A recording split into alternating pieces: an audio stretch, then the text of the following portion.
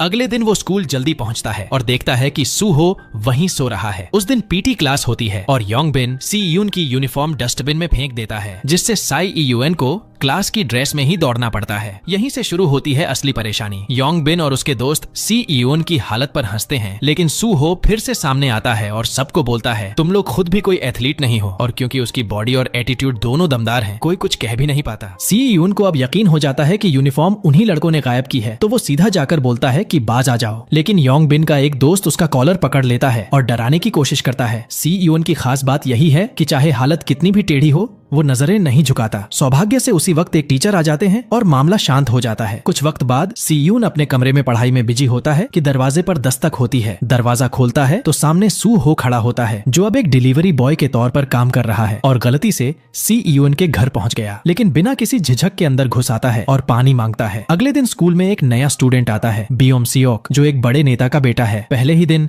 योंगबिन और उसके दोस्त उसके पास इंप्रेशन जमाने पहुंचते हैं, लेकिन वो सीयून की सीट पर बैठे होते हैं। सीयून आता है और साफ कहता है कि सीट खाली करो। यिन को तो बस मौका चाहिए था सीयून को मारने का, लेकिन फिर से सूहो बीच में आता है और कहता है चुप रहो, सोने दो मुझे। और सब चुपचाप अपनी जगह लौट जाते हैं। शाम को योंगबिन अपने दोस्तों के साथ डिस्को में पार्टी कर रहा होता है। सीयून का हौसला तोड़ने के लिए अब योंगबिन और उसके दोस्तों ने ठान लिया था कि सिर्फ मजाक उड़ाना या धौंस जमाना काफी नहीं, अब वार करेंगे उसकी सबसे बड़ी ताकत पर, उसकी पढ़ाई पर। उनका नया प्लान था सीयून को ड्रग्स देकर उसका एग्जाम बिगाड़ना, ताकि उसका आत्मविश्वास टूट जाए। इसके लिए योंगबिन ने अपने कजिन से कुछ ड्रग्स मंगवाई और इस गंदे काम में बियोम सियोक को भी शामिल किया। बियोम सियोक पर प्रेशर डालकर धमकाया गया, अगर मदद नहीं की तो उसके साथ भी वही होगा जो पिछली स्कूल में होता था। डर के मारे बियोम सियोक सीयून के एग्जाम के बीच में उसके शरीर पर फेंटानिल का पैच चिपका देता है। सीयून को चक्कर आने लगते हैं। वो होश में आने की कोशिश करता है, खुद को झटका देने की कोशिश करता है, लेकिन तब तक टाइम खत्म हो चुका होता है। जब पेपर खत्म होता है और वो अपनी आंसर शीट देखता है, उसे एक ही गलती नजर आती है, बस एक, बट दैट वाज इनफ। वो अंदर तक हिल जाता है, गुस्से से आग बबूला हो जाता है और सीधे जा पहुंचता है योंगबिन के पास। फिर होता है धमाकेदार पल। सीयून,